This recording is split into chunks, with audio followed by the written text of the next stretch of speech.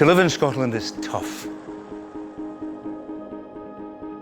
The country is just a big lump of stone with some lumps of coal covered in grass. So I think perhaps all these rituals started to provide a path for a boy becoming a man.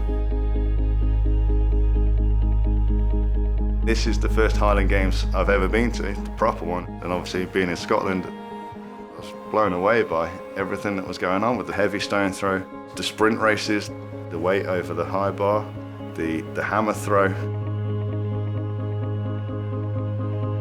The putting position, a clean palm and a dirty neck. That's how they do it, and that's a good starting position. I look at the history and see the background and find things that's been forgotten about. And a good example of that is the stones of strength, the clachnears that we have in Scotland. Hundreds of years ago, they tied horses up with stones. That's how they built houses. They test the strength with stones. I would say the most popular stones in the world would be the Dinnie stones, and a really close second would be the Ember stone. Given the fact that it's almost 40 years now since I did this, is as far as I know, I'm still the only woman to have done it.